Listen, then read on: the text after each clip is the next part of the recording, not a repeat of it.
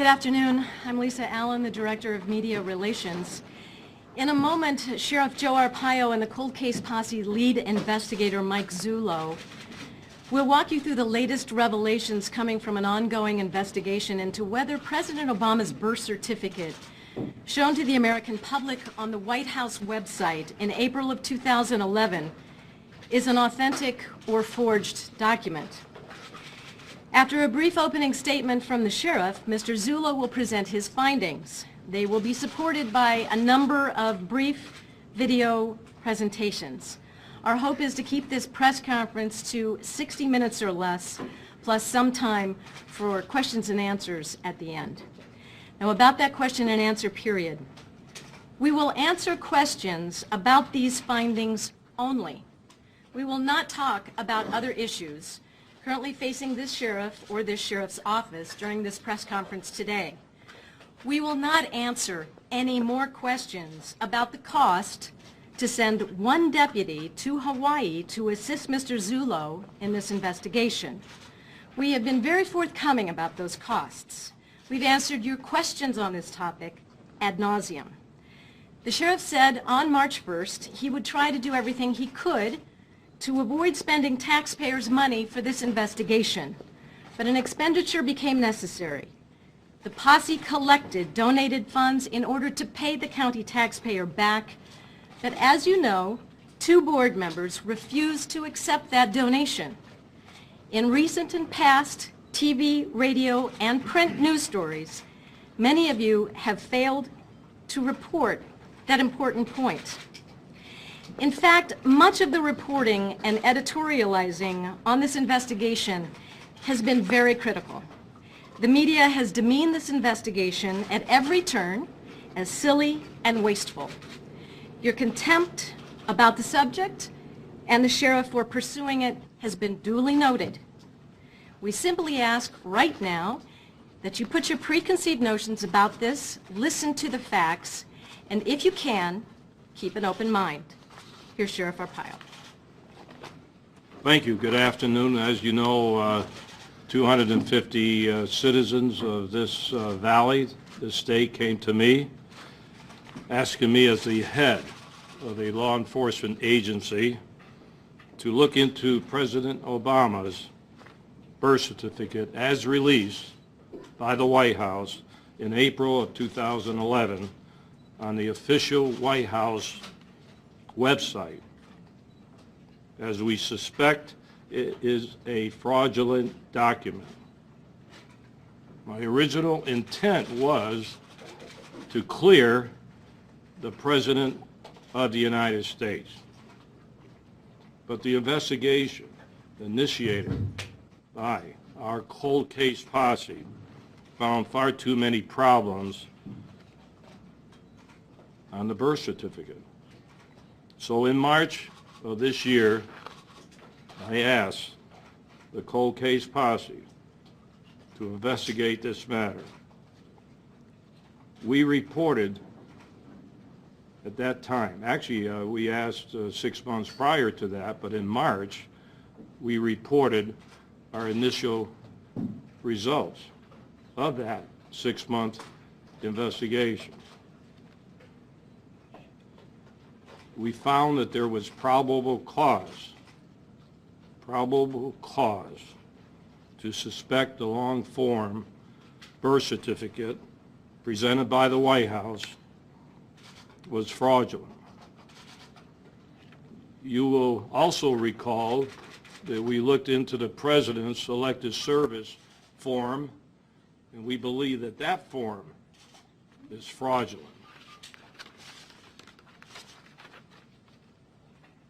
This continuing investigation has uncovered new information that deepens our concern that the birth certificate document is a forgery. In the process, we have uncovered other serious concerns you will hear about today, which should be interest on a national level. The cold case posse has worked hard, long hours, even though they were stonewalled at every turn by officials in Hawaii and U.S. government agencies. And Mike, here's Mike Zullo, the chief investigator, during the course of this investigation. Thank you, Sheriff. Today I'm going to try to take a lot of information that has come to light and come to fruition after about 7 months of investigation. A lot of the information that you're going to hear today, excluding one wrap-up video from the March 1st conference, really came about after our trip to Hawaii, is when everything started to gel for us. I'm going to try to set the stage for you and explain some things before showing the videos and try to explain some things to you after the videos. But when this is done, I am going to show you evidence that is on this long-form birth certificate that has nothing to do with computer forensics. I'm going to show you information that was coded, placed on the document by hand back in 1960, and I do believe that if the registrar who is indicated on that birth certificate is in fact the person that coded this document, we sought her, we found her, and we confirmed with her the coding process for federal statistics on a birth certificate issued out of the state of Hawaii. We will show you what is conflicting on this document on its face. So before I do all that, let me just go back to March 1st. I'm going to do a quick recap because there's some things that have been getting misunderstood about what we were saying. In addition, we went even further than the March 1st press conference. We had two other individuals not utilized by us prior to March 1st, Garrett Pappett, Tim Saletti Jr. Both of them independently, not knowing of each other, performed over 600 tests apiece on the long-form birth certificate doing computerized forensic analysis. They could not get the document to do what the long-form birth certificate does, the PDF file released by the White House, and independent of each other, both came to the same conclusion. So from a document forensic digital perspective, we believe the document has been tampered with, so much so that the only way to get it to do what it does is with blatant human intervention. So let me show you the first video and then we're going to move to more recent stuff. It is not our intention today to revisit all of the many anomalies found in the PDF file purported to contain a certified copy of Barack Obama's original long-form birth certificate. However, we would like to make the following clarification regarding our March 1st press conference. The cold case posse is very much aware that layers can be created when a document is optimized. In fact, we pointed out in video number 4 that the control document in our test contained 45 layers after being optimized. A point that seems to have been lost on some who viewed the last press conference is that the layers in the PDF file released by Barack Obama are not consistent with the types of layers produced by scanning and optimizing a document, but are instead consistent with document tampering. So when you see experts on television or the internet stating that Barack Obama's long-form birth certificate doesn't have any problems because they scanned and optimized a document and they got layers too, they are guilty of not digging deeply enough into the layers to see what types of layers were produced and how those layers differed from the layers in Barack Obama's PDF file. For example, the PDF file released by Barack Obama has 8 1-bit layers and 1 8-bit color background layer. This is not consistent with optimizing a document, but is consistent with tampering. Were the layers truly a result of optimization, we would have seen only 1 1-bit layer and multiple 8-bit background layers. Since March 1st, 2 experts not associated with our first press conference were brought in to review the evidence we presented that day. Before issuing an opinion, both independently ran approximately 600 separate tests. One ran tests on a machine with a Windows operating system, while the other used a Mac. These tests were performed using all forms of compression capable of creating layers and with many different software programs. Both experts came to the same conclusion independently of each other. The anomalies in the PDF file purported to be a scan of Obama's long-form birth certificate cannot be duplicated using the known forms of compression in currently available software.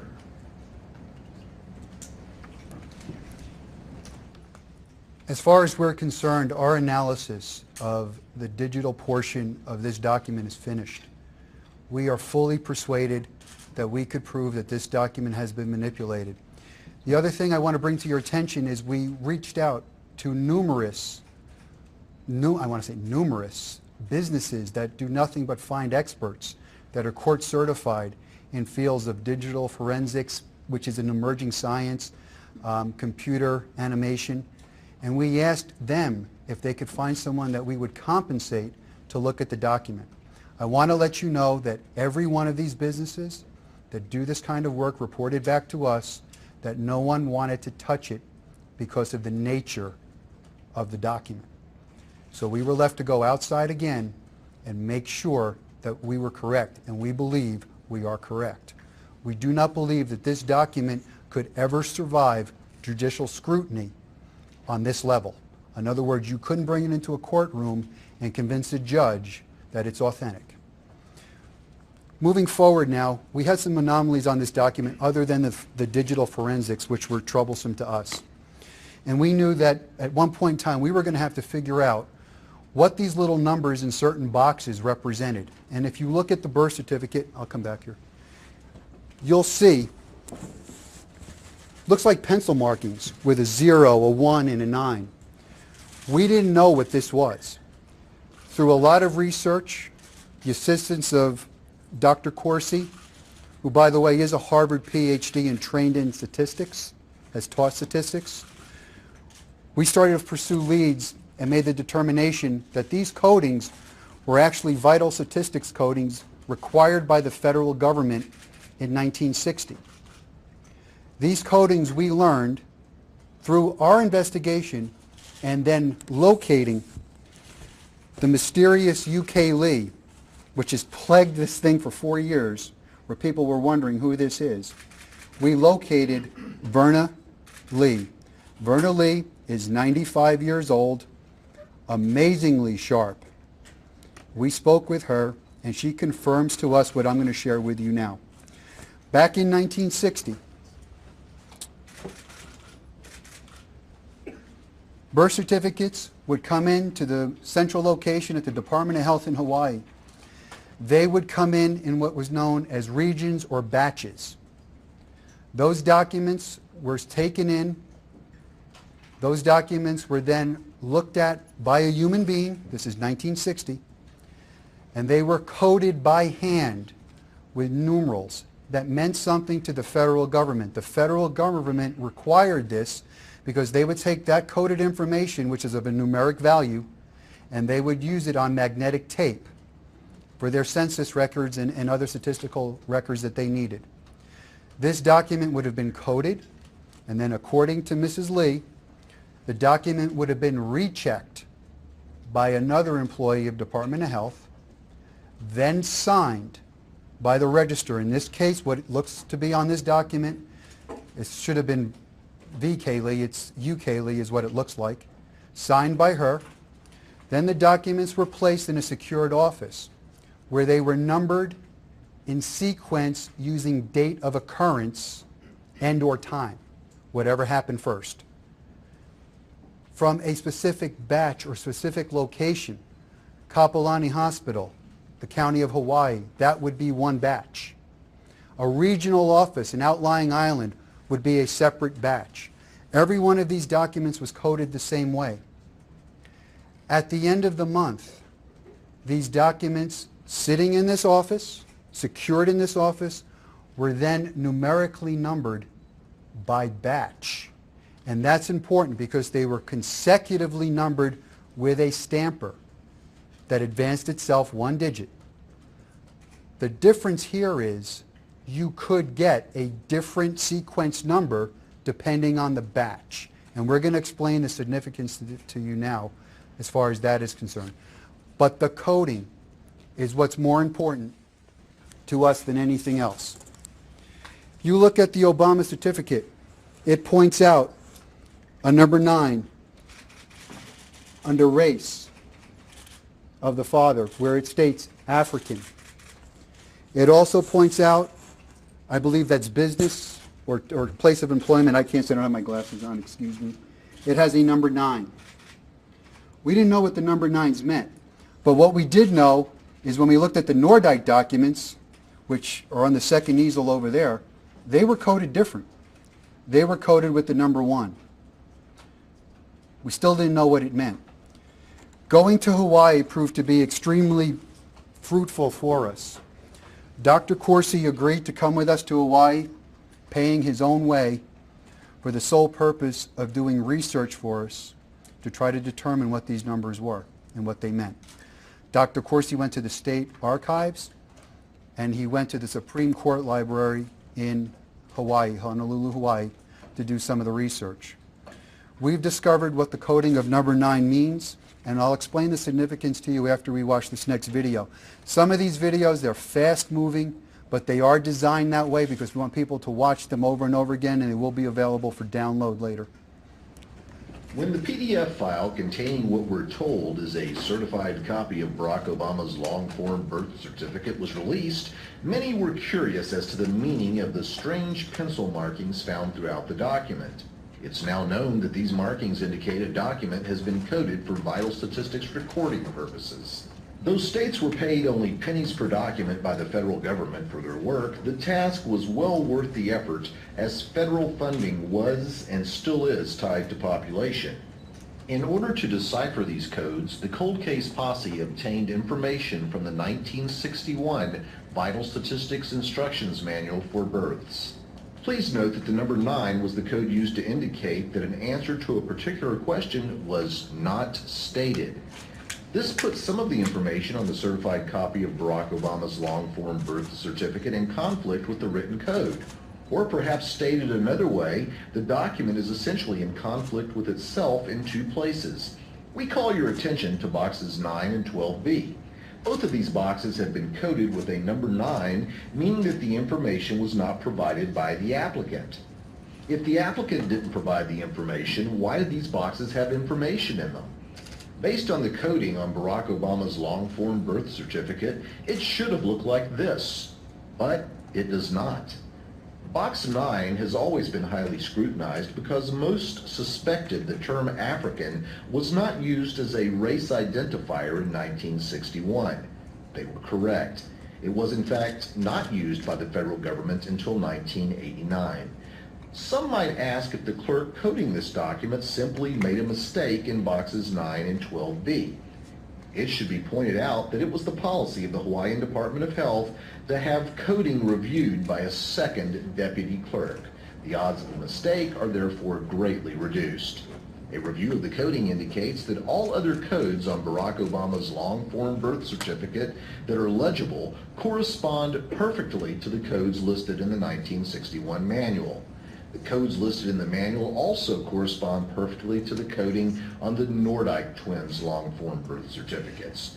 We are therefore confident that the codes used on Barack Obama's 1961 long-form birth certificate were taken from this manual. So, in addition to the electronic evidence that the document has been tampered with, we now have supporting evidence provided by the vital statistics codes found directly on the document.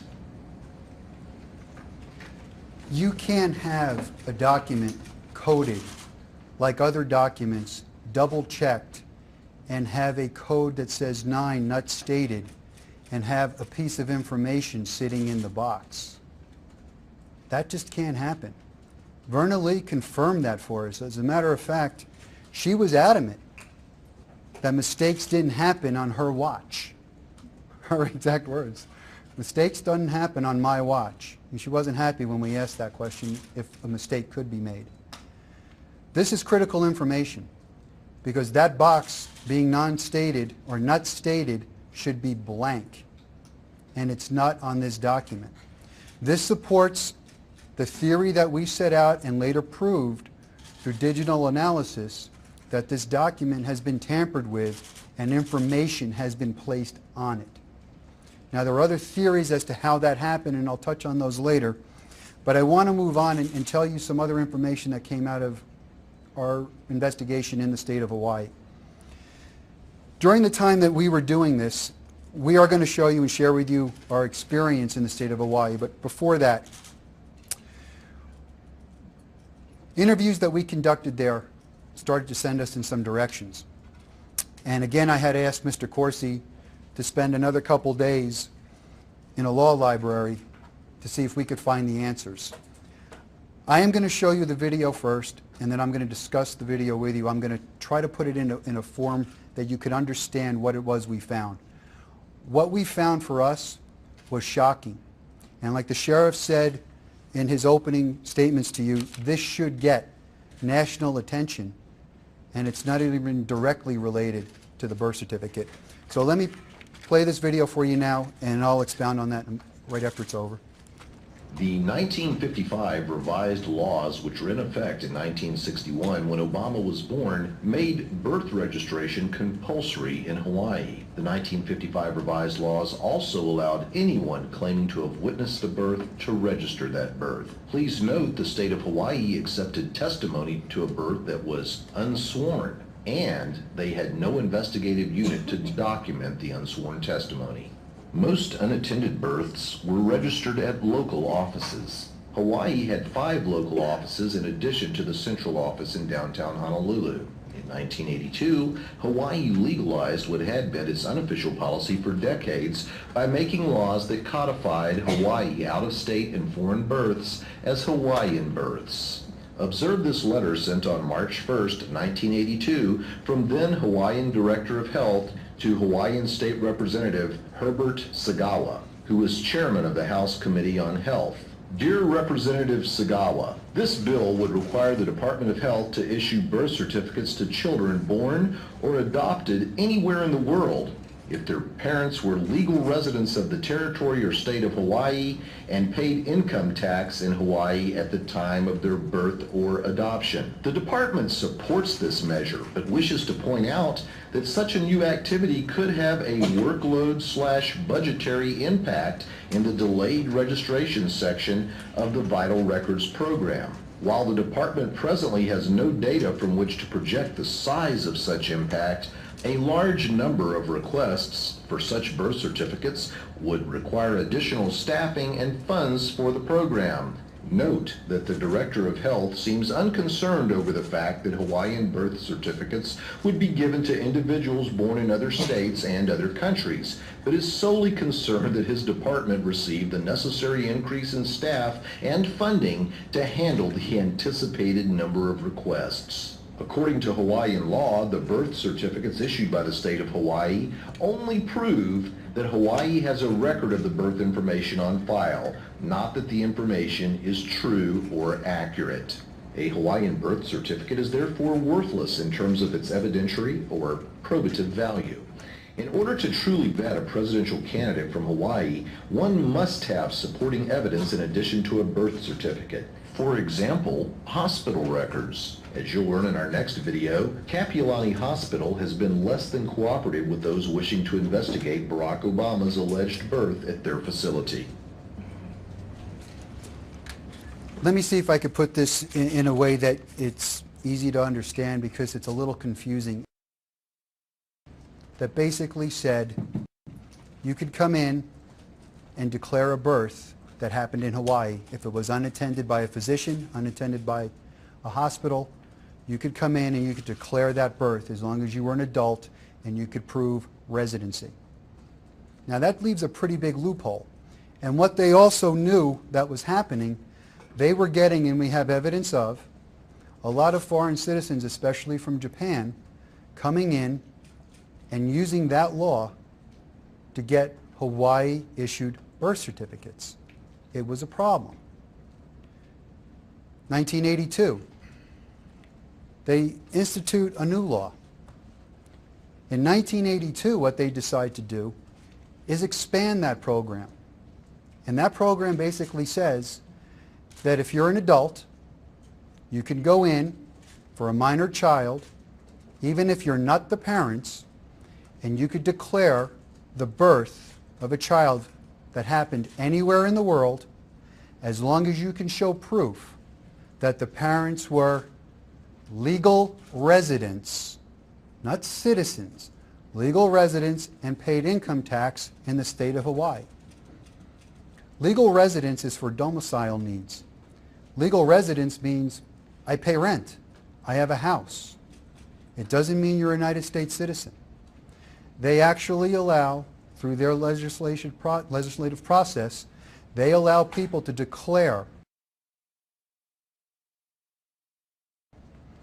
the birth of an individual abroad and, bypassing naturalization and immigration law, create citizens by issuing a birth certificate from the state of Hawaii. We checked with vital statistics offices, Department of Health offices throughout the nation. Now, we didn't get them all. There is no other agency that we are aware of that has a law that says this. As a matter of fact, in Arizona, you couldn't even do this. Hawaii has some problems now, especially with the recent ruling on SB 1070. That law is in conflict with federal laws for immigration and naturalization. We asked Denise O'Rourke, our attorney, to look into that matter. We thought it would only be a couple. She found a lot. There's some major problems with this practice. You could actually make the case that this is a national security issue to an extent, because that law is a little vague. And that law also says that an adult could go in and make a representation, actually for themselves, as long as they proved mommy and daddy were legal residents in Hawaii paying income tax for at least 12 months preceding the birth. There's no time limit on this. It could happen 6 months after the birth. It could happen 60 years after the birth. I don't know what they're doing there, but to me, this is a problem. I think the sheriff believes it's a problem. And this is something I'm going to ask, and I hope the media will pick up with. Lay the partisan issues aside. This is a problem. You can't have people that are forced to go through immigration processes, naturalization processes in one part of the country, and have other people that could skate in and get a document that the Inspector General in 2000 has said in his own report that there is rampant birth certificate fraud in the nation. When you get a birth certificate like this from the state of Hawaii, and I guarantee you nobody, because I didn't, think of the state of Hawaii as a border state. It is now. It's a border state. You can go in and get a birth certificate. Now, I know in my life I've been asked 3 times for a birth certificate. Two of those were getting law enforcement jobs. One was for a private sector job. If I walk into the Maricopa County Sheriff's Office and I want to apply for a job, if I show an Hawaiian birth certificate, the automatic assumption is I'm a citizen of the United States. We have a deputy that works very close with the sheriff. He was a foreign birth, born to a military father, serving overseas, born in Ireland. This deputy has a birth certificate issued from the Secretary of State, the State Department of the federal government, and it says, foreign-born U.S. citizen. There is a procedure to get this. Hawaii, from all indication, circumvents that procedure. We think the birth certificate issue in Hawaii is of a magnitude that you have to bring now into question every birth certificate that you see from the state of Hawaii. State of Hawaii's own law says that our document is only prima facie evidence. Prima facie evidence means at first sight, first blush. I put a depiction of prima facie evidence, a definition. And what it says in the next sentence is, requires further investigation. The state of Hawaii has no mechanism to source the information that they receive, investigate the information that they receive, yet their law uses the word shall issue. Shall is a mandate, there is no discretion. They also call for certain information to be brought forth, making the representation, but they don't tell you what it is. It is subjective.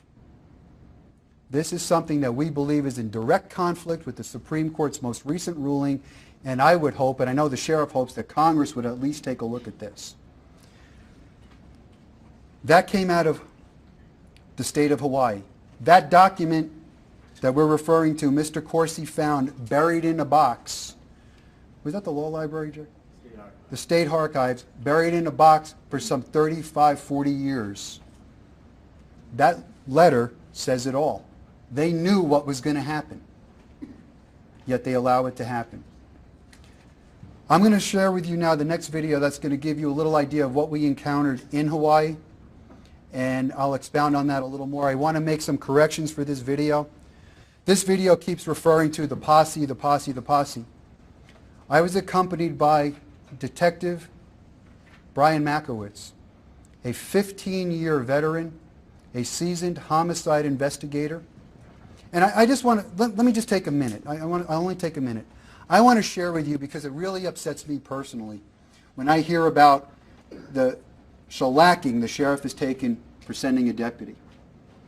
Sheriff Arpaio, as you know, has been threatened numerous times over this investigation. As a matter of fact, I believe there's still somebody on the loose that didn't show up for sentencing that's roaming around. The sheriff calls me in his office, and those of you from the media, you've been in that office, you know, he's got that big desk. Well, he calls me in his office, and he's sitting on the couch, and he asks me to sit down. And he goes, you know, Mike, I'm a little concerned that you guys are going there on your own. It's like, well, Sheriff, what are we going to do? He says, I want to send a deputy with you. He says, you're armed here, but you're not armed over there. What if something happens to you? You know, so be it. He goes, I can't let that happen. He goes, I'm going to send a deputy with you. We addressed the cost of this venture to have this happen. The sheriff asked me if he was going to send someone, who I wanted to take. And I asked for Brian. I said, Sheriff, if I'm going to have to take somebody, send a seasoned investigator, a seasoned detective with me, because we're going to be going to places that may not receive us well. I also need his expertise in putting some of the logistics together and how these things start to mesh together. And that's how Detective Makowitz ended up coming with us. And like the sheriff said, through donations, we had that expense covered. I don't know why the Board of Supervisors decided not to take it, but I can tell you this, I won't beg them to take my money. They had an opportunity to take it, and they didn't. And it troubles me that the sheriff is getting attacked and hung with this when we went out of our way to make sure there was no cost to the taxpayer. So that being said, let me share with you our experience of Hawaii, and we'll go from there.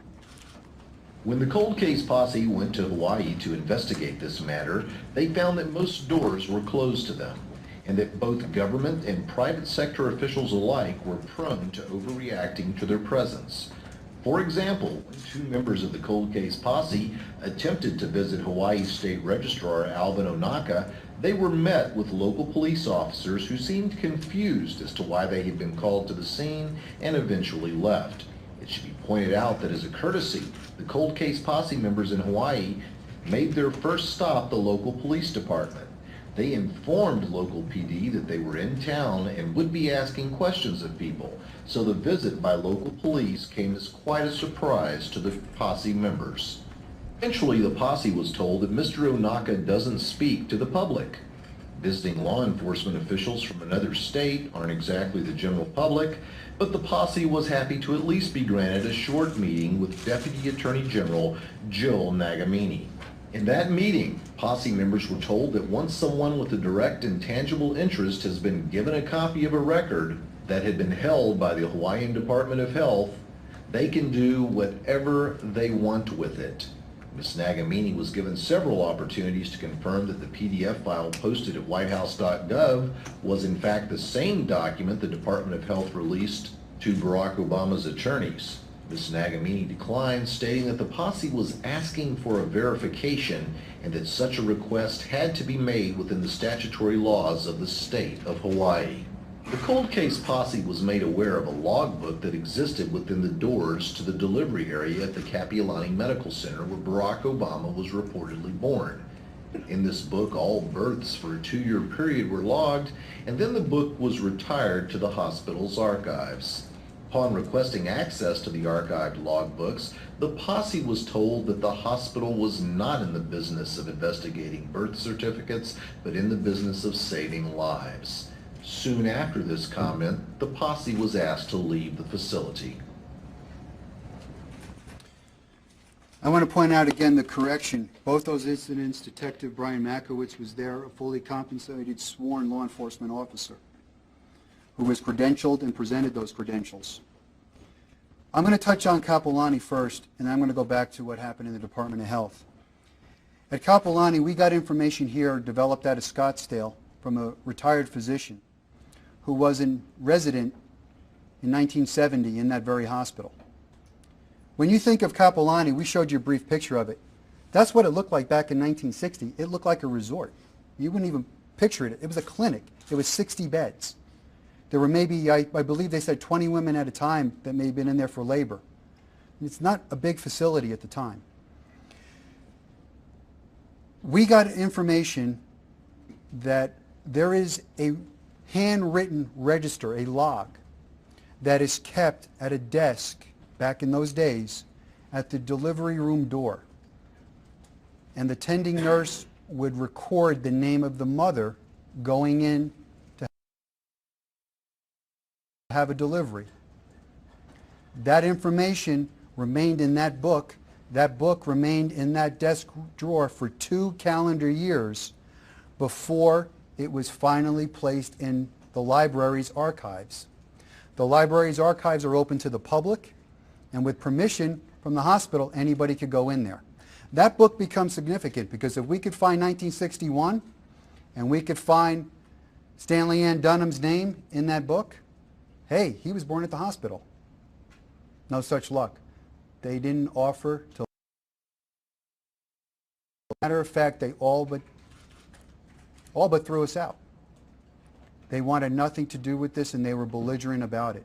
Now, this would have been a piece of information that in our pursuit, we could have cleared up a lot of this, but they refused to cooperate. The Department of Health. The Department of Health was the first place that we stopped. I believe we did it on Monday, if my memory serves me correct. That wasn't our original intention. We understood that the media got wind that we were there and they were going to run stories. We had planned on going there on a Wednesday. So it took us out of our game a little bit. Detective Makowitz and myself went into the Department of Health, identified ourselves to a security guard for the sole purpose. We wanted to talk to the state registrar, Mr. Alvin Onaka, and ask him a simple question. Sir, did you validate this document?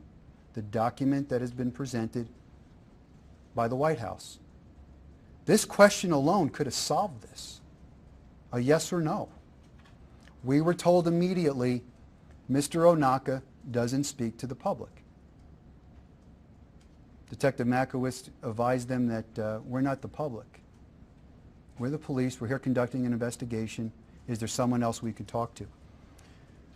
About 5-6 minutes later, 3 individuals come out. We have to go through the whole credential thing again. They go scurrying off. Brian and I are standing there, and I look up and I see 2 of the biggest uniformed police officers I think I've ever seen in my life. I mean, these boys were big. One of them was a sergeant. They're coming in the back door. I look at Brian, he looks at me. We all know what this is. The sergeant walks up to one of the individuals that greeted us. He motions with his thumb like they're over there. And I watch this police officer. He looks at us. He looks at the guy. We're in shirt and tie, carrying little folders. And he shakes his head as if, why did you call us? And they walk around the corner. We never see them again. About 3 or 4 minutes after that, the Deputy Attorney General comes walking out, identifies herself, and basically tells us again that Mr. Onaka couldn't talk to us. Detective Makowitz asked her if there was a place we could speak in private. They said we could find an office that we could use for about 15 minutes. We went into that office. During the course of the conversation going back and forth, it became very apparent to us that the Deputy Attorney General was doing nothing more than hiding behind state statutes at every question that we asked. At one point in the conversation, I held up a copy of that document, and I asked her point blank, could you at least tell me, is this a copy of the document that you provided Mr. Obama's attorneys? She accused me again of wanting a verification of a birth certificate and pointed me back to her statutes. I explained to her that I have a problem. The problem is we know by the admission of the Department of Health that they released a photocopy, 2 photocopies of the purported original long-form birth certificate placed in an envelope and given to Mr. Obama's attorneys. However, I don't know what's in the document. I don't know what's contained in that document. I don't know what's in the envelope. I don't know if it's this. And I proceeded to give her an example. I said to her, if I had to present my driver's license to the public for whatever reason, and I handed my driver's license to you and you scan it into a computer, but then you decide to change some information around, maybe move some information around, and then you display it, is that my driver's license? Her response to me was, but you still have a driver's license. You know, we're trained to understand what people are saying. The answer to that should have been no. But what she's telling me is, that's probably not what we released, but he still has a birth certificate. That's what she's saying to me. Based on that exchange, we verified that they did not make a PDF file at the Department of Health in Hawaii. If the Department of Health in Hawaii did not release this PDF computer-generated file, and this is not merely a photograph of a document, someone else created it. That is a forgery. There is no legal authority for anybody, including the President of the United States or his staff, to make an Hawaiian birth certificate, computerized, handwritten, in crayon, doesn't matter what it is. The only people that have the authority to do this is the Department of Health in Hawaii. Any way you twist and turn with this document, it is plagued with problems. This document doesn't even meet the test of the Department of Health's own prima facie evidence requirement, which is the lowest form of evidence that you could get. It is in conflict with itself on its face. It's time for this charade to stop. This is a real long time to be looking into something. A lot of money has been spent never to release this, and now that it's released, there's no evidence that it's authentic. There is not a document examiner in the nation that could go into a courtroom and declare this document authentic. It cannot be done. That means a judge could never rely on the authenticity of this document. If a judge can't rely on it, how come the people of Maricopa County are being asked to rely on it? And I know what you're thinking, Secretary Bennett. I know all about Secretary Bennett and his verification. A vital piece of information is missing from that, the date of the occurrence. I have it on good authority from several Department of Health in different states that none of them would have accepted that as a verification. But that's up to him. If he wants to accept it, that's going to be on him. The verification language also states that it's verifying information contained in a file. We've come to understand that information contained in a file could be supplemental information, information that's brought forward to amend a birth certificate at a later date by means of an affidavit or some other form of information. Here's the problem. If that's what occurred with this document, and it is an amended birth certificate, per Hawaii law, they would have to mark this document altered on its face for everyone to see, and Hawaii law says it loses all of its own legal authority at that point. It can never be relied on. It actually becomes worthless. When you're creating a document like we believe has been created, there's a couple reasons to do it. Number one, it never existed and you have to make it. Number two, you're making it to conceal information. Or number three, you're making it to add information to give it the appearance of validity. It's going to be one of the three. The only people that know the answer to that is the Department of Health in Hawaii. That document, as far as we're concerned, proves nothing.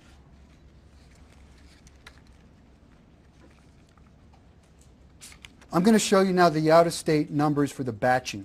And this is the number that's up here. This number is out of sequence. This has plagued people for a long time to get to the answer of this number. Like I told you before, Verna Lee told us that these are all numbered consecutive at the end of the month. That was the practice then, and that was the practice for a lot of years. So let me explain that through the video, and we'll elaborate on that a little longer. Much has been made of the fact that Barack Obama has a higher birth certificate number than the Nordyke twins, who were supposedly born after him at the same hospital. In order to determine if this is actually a problem for Barack Obama's long-form birth certificate, we reviewed the Hawaiian Department of Health's procedure for processing birth certificates and verified that these procedures were followed by speaking to Verna K.L. Lee, the clerk whose signature appears on Barack Obama's long-form birth certificate. Here's what we now know. The coding information from even-numbered certificates was forwarded to the federal government for vital statistics tracking purposes. If the certificates from the entire state of Hawaii had been lumped together and then sorted chronologically, there would have existed the statistical chance that outlying areas would have not been represented properly. If, for example, a small number of certificates from an outlying area all landed on odd-numbered certificates, the area would have been underrepresented. If they had all landed on even-numbered certificates, the area would have been overrepresented. In order to ensure proper representation, birth certificates were numbered at the central office at the end of the month after being sorted first geographically and then chronologically. Please note that birth certificates were never sorted alphabetically. If Barack Obama had been born at the Kapiolani Medical Center, he would have been processed in the same batch as the Nordyke twins, Gretchen and Susan. Given the fact that Obama was born before the Nordyke twins, he would have been assigned a lower number than the twins. This proves that Barack Obama could not have been born at the Kapiolani Medical Center as reported. The numbering on his certificate is more consistent with a birth certificate that had been turned in from one of the outlying areas.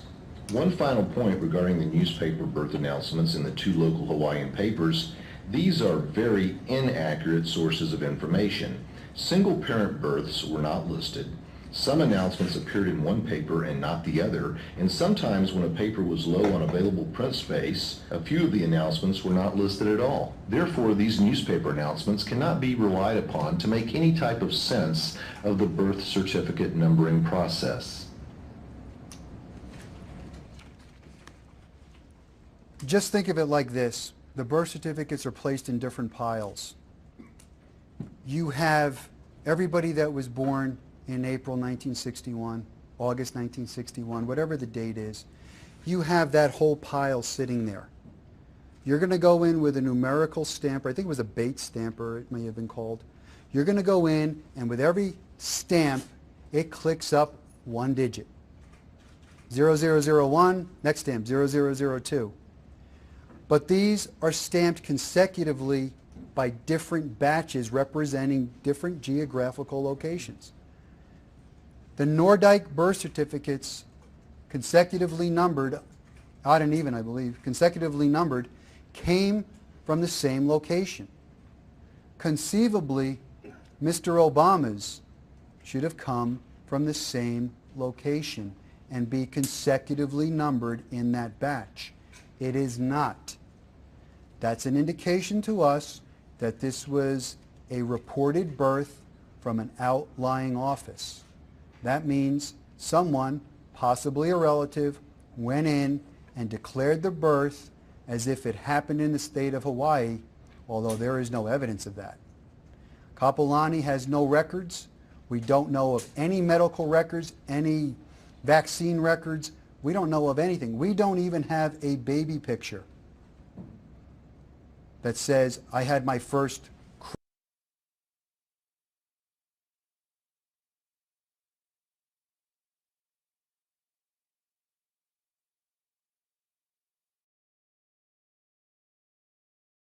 risk for getting information, that there's a high probability that the information we're being parents are may not be.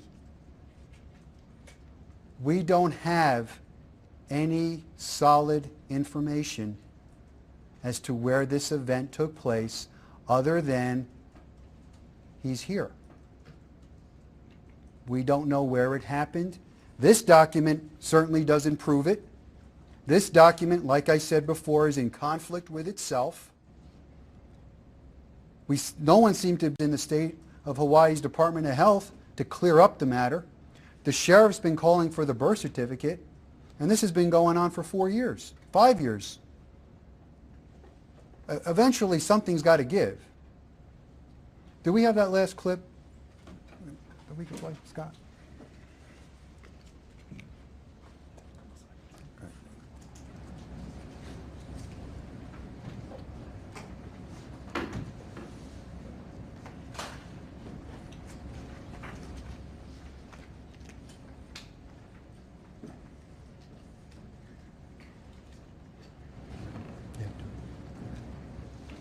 Well, I think what's important if you are running for president is that the American people know who you are, what you've done, and that you're an open book. And I'm going to leave you with that 11-second clip, and I'm going to ask the sheriff to come back here with some closing remarks. That was the president in his own words. Well, thank you. Thank you. Hope everybody could understand I hope so. what you're saying. You know, I agree with the president. Should be an open book.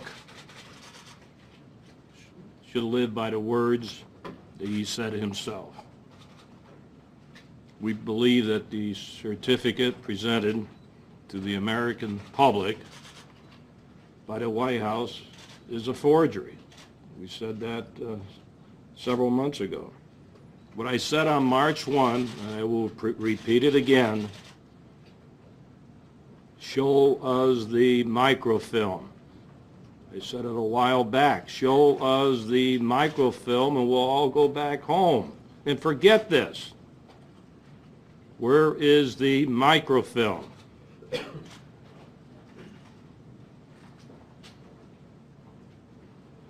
Where is the microfilm? Is it in Hawaii? Department of Health? What's the big secret? What's the microfilm going to show? We're now going to take some questions. I want you to identify where you're from and what organization. And Mike, you can answer some of these requests. Sheriff Morganlow from CBS 5 here. How do you expect any of us to believe any of this? You have two investigators who are in business together, and their business is peddling conspiracy theories. Well, first of all, I think that's an insult. It's Big insult, because that's all you want to talk about. You don't want to look at the evidence. Look at the evidence and forget who's in bed with who. Look at the evidence. Talk about the evidence. Your investigator, one of them, has never met a conspiracy theory he hasn't put his arms around. The other one... You answer. Go ahead. Finish with the other one.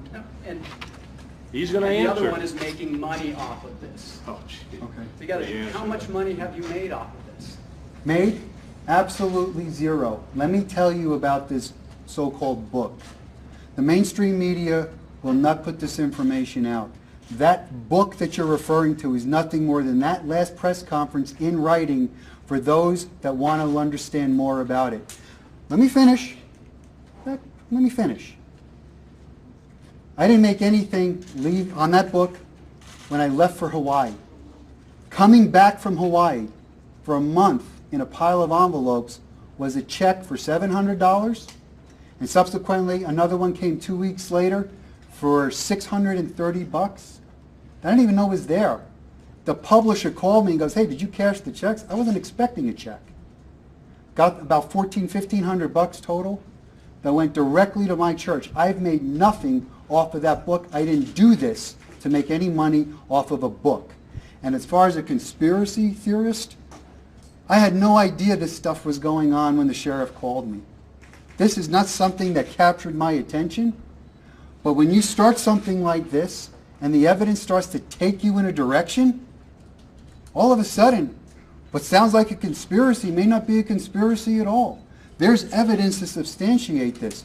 You're looking at almost a year of my life into this, and we have more evidence to say it is not what it purports itself to be than what it is. Mr. Zullo, can you Sir. clear up some questions about your background in law enforcement? What do you want to know? Yeah, how many years did you work for the Demarest Police Department? 5.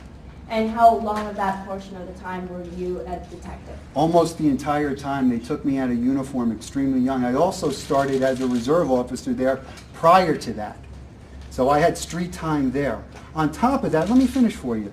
6.5, 7 years as a licensed investigator in the state of New Jersey, owning my own corporation before I moved out here in 1993. The state of New Jersey says you were only a licensed investigator for 2 years, sir. The one that I owned. Worked for other people. You got to check your facts. Can we, hold on, can we get back to the investigation? And by the way, you want to question my credentials? At 50 years in law enforcement, you want to Well, my Sheriff, it would credentials? seem that if this were a real investigation, you'd be saving this for a judge and jury or a prosecutor. Well, I hope that comes one day. I hope that I mean, what happens? no, if I we hope get that all the I evidence hope out that in public? Congress, I mean, they're busy investigating hookers in the Secret Service or the GSA and spending money. It's about time that Congress looked into, and they're looking at the Fast and Furious. It's about time that Congress looked at this situation, and not ask, what credibility do you have, Sheriff? So, you're trying to go after the messenger. This is an official investigation, official, zeroing in on possible fraud of government documents. That's all, and it continues to be that. Sheriff, your department has nearly 500 cases of child sex crimes that they did not investigate. What do you say to those kids that see you putting all this energy So let's into go, this let's case? not talk about other issues, which we will resolve, because you don't seem to get your story straight when you do your hit pieces. Channel 5, you. But let's not get into that. Let us go into this investigation. Sheriff, I have a question about this investigation. What do you have? Next question. I'm Tom Ballantyne. I'm a citizen journalist. I also happen to be the subject of Morgan Lowe's most recent conspiracy theory, wherein he suggests that I work for Joseph Farah, which I do not. I've never met the man. I do know him through email. I have a substantive question, though, unlike my friend Morgan, who peddles conspiracy theories himself for a living, I suspect. I don't suppose he does this for free. And my question is this. Whether it's the microfilm, whether it's Jill Nagamini, whether it's Alvin Onaka or Kapiolani Hospital, in every one of those questions or in every one of those cases when Mike requested information, could not they have cleared the president by simply providing the very simple information that was requested? That's my question. Yeah, the short answer is yes. It's every document surrounding this one individual is plagued with problems. They're all plagued with problems. There's one excuse after another where you can't see it for whatever reason. I mean, it's everything. Right down to a college transcript. It's got a problem. Very good. We didn't invent this. This is just what's out there. Let me just say one more thing. You know, thank God that this is being streaming because the whole country really doesn't care about local politics, whether they like the sheriff or not. These are facts that we are talking about. It's an official investigation. Mike Zullo has done a great job. on this investigation. Our deputy that we sent to Hawaii did a great job. I presume with all the resources that the federal government has, all their resources, they probably would have to send 100 agents to Hawaii if they could come up with the information that Mike came up with in one deputy. Look at the facts, what we came up with. So I'm not taking a second seat because of Mike Zullo into his background or everything else. He has done a great job. We have worked hard at this. We wanted to clear the President of the United States. That was my mission, but it hasn't happened that way. And we have people of interest that we're not going, you forgot to say that, on this investigation. So I want someone, the U.S. Congress, someone to look at this and do something about it, and we will be very happy to cooperate. But my problem right now is who do you give it to? I want the U.S. Congress to look at this. They're looking at everything else. I think this is very important when you're talking about birth certificates, possible national security, immigration problems, which all of you seem to not even care about. And that should be looked into too. Sheriff Kevin Kennedy with Channel 12 News. A lot of the stuff that you've presented today at least raises some questions possibly. However, it seems that it lacks a lot of facts. The one thing that I question you about specifically is Verna Lee. When you guys talked with her, she seems to be the one person that could possibly, because it's the only person that I've heard of mentioned today, that really has basis of fact in regards to this case. Did you record your conversations with her? Do you have anything from her sign that says she believes what you guys are telling us today?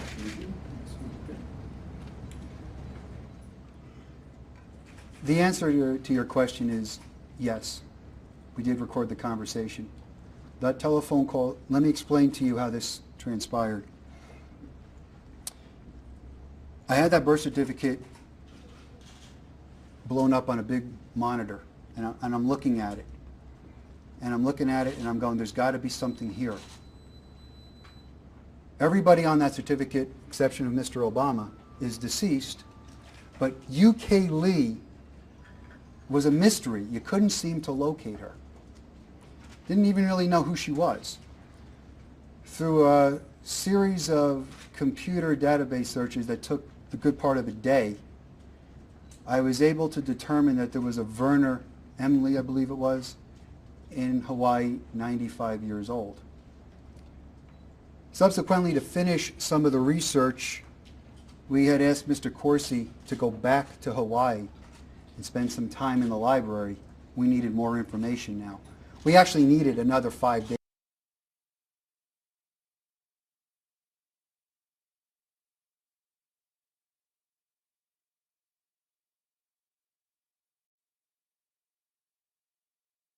In Hawaii. So what I did is I asked Mr. Corsi to contact Ms. Lee. Well,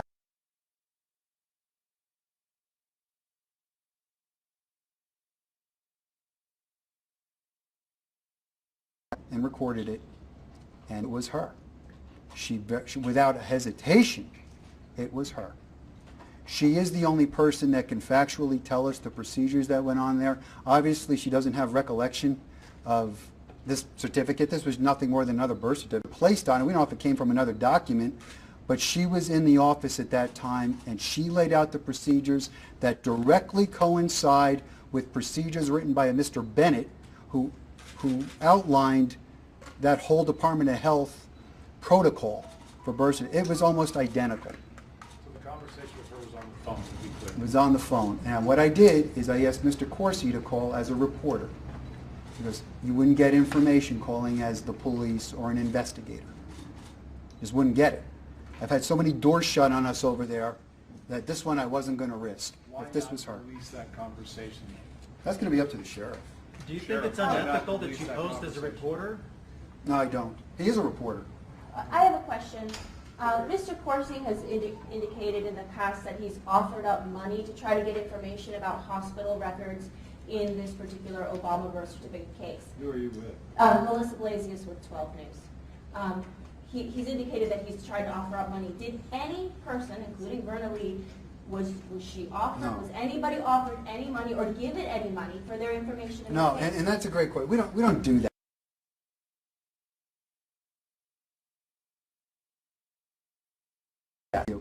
If today, I would tell you.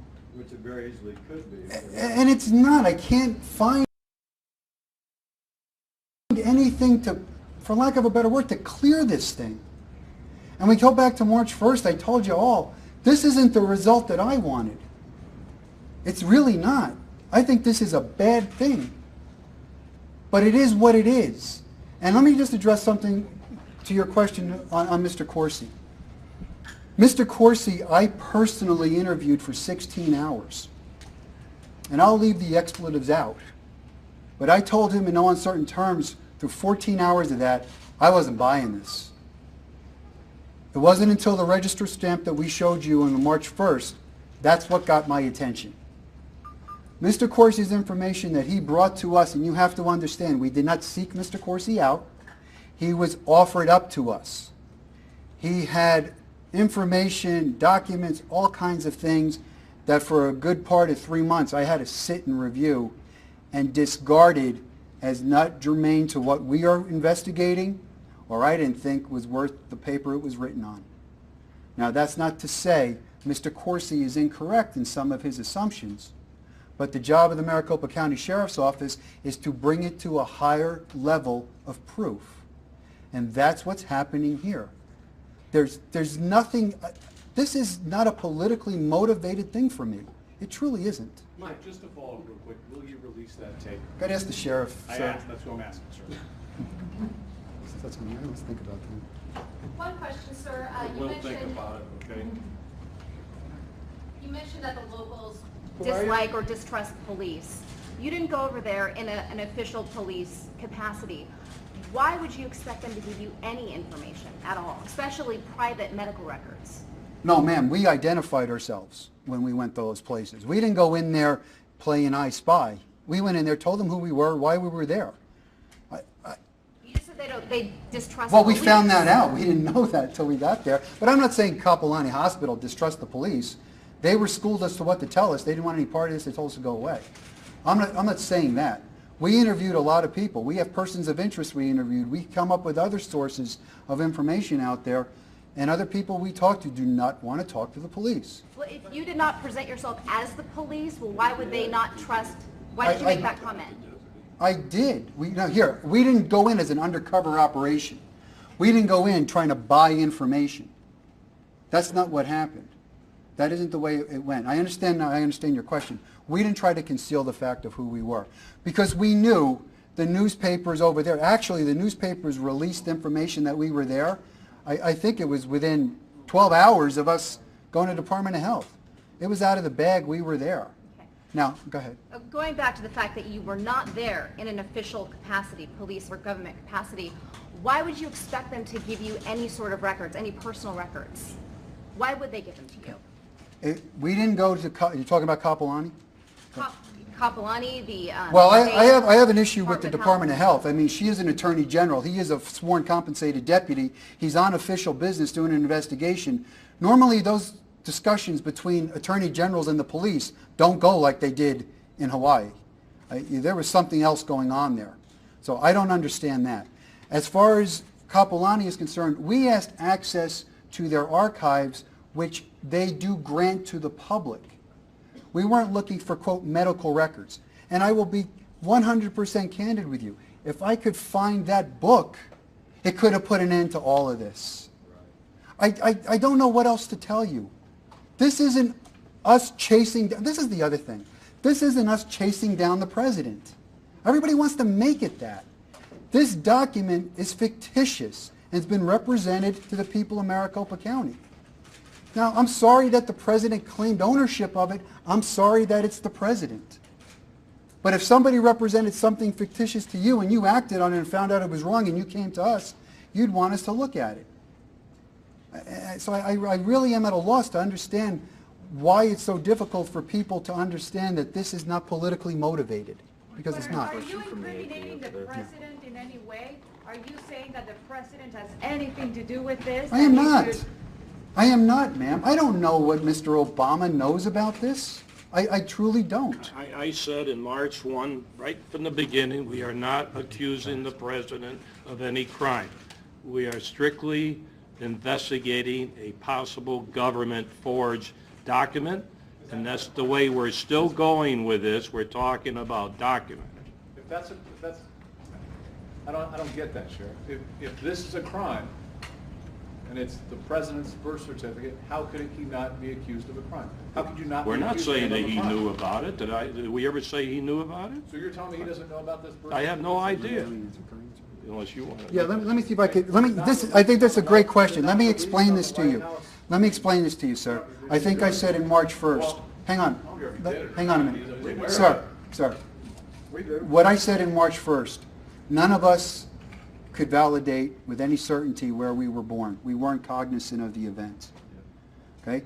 For all I know, Mr. Obama has been told this his whole life. I don't know. It might even be he was born in Hawaii. What we are telling you is that document isn't real. That's the difference. That's the distinction in law. We're talking about a forged document being used, maybe mistakenly, by Mr. Obama, but somebody knows how it got there. The Department of Health didn't create it. They didn't create the file. Somebody else did. That mere fact means the Department of Health that would have the only legal authority to make a copy of a document like that or even render an abstract, the only legal authority to do it, did not. That's a falsified document. So what do you want to happen? What exactly do you want? That document's been represented over the internet to the people of Maricopa County. We're telling you the document is a forgery. We would like the persons that made it brought to justice. It's pretty simple. It could end there. Anything else is out of the purview, the venue of the Maricopa County Sheriff's Office. Who do you think made it? I don't know, but I know it's parked itself at the White House at some point. Sheriff, are you ever going to let this further issue, are you going to put it to rest at all? Well, right now, we'd like to give it to somebody. I think we did quite a bit of work on this, and I would like the Congress to have hearings, maybe a special prosecutor, not only for this issue, but an issue how easy it is to get a birth certificate in Hawaii. When we're talking about national security, talking about immigration, so even just on that issue, they should look into this. Very simple. So I have to decide who to give it to. And in the meantime, we're not closing the file, but if we get any more information regarding this matter, of course, we'll continue to receive that information. But right now, it's time for someone else to look into this situation. Very simple. Sheriff, given what you believe to be the case here, if the president This is the last in question. Phoenix with a motorcade, would you have your deputies pull him over? The what? Would you have your deputies pull him over to prove his citizenship? Can we, I'm not even we'll have gonna one answer last this. question from the Hold on. Associated You're with Channel 5, is that right? You didn't identify yourself. You are with Channel 5, local CBS Channel 5. I just want to make sure you're identified. One last question we can get to. Go ahead, sir. I actually have two questions. The number 9 on the birth certificate, I'm not understanding the significance of that. Are you guys saying that it was left blank and somebody Yes. put something in there? That in 1960 when it was coded, 1961 when it was coded by hand by one individual, then rechecked. Number 9 would indicate that field is left blank because it's unstated information. It can't have something in there. If it had African or whatever, it would have been coded differently. Number 9 says unstated. It has to be blank. So what's the significance of the microfilm? I don't get it. The microfilm would show if there is an original document. If it's an original document, it better look just like that. I would venture to say it doesn't. But isn't that what the Secretary of State looked at, the original No, document? he did not. Isn't that what was verified? He did not. No. You got to read the verification and see what they said. They are verifying information. Information could be information brought into a file at a later date. This document could actually be amended information, which could have happened in 2006, 7, 8, 9 on an affidavit. And there's no sourcing of that information. There's no investigation into the information to see if it's even creditable. Let me ask you a question, Mike, real quick. Based on the layout. Folks, I'm sorry, that's it for the questions. We have a press release, if you'd like it. We also have the detailed report on the findings of the computer experts. Also, this press release can be found online at www.mcso.org. The press release also contains all the video demonstrations from today and the supporting documents. Thank you for coming.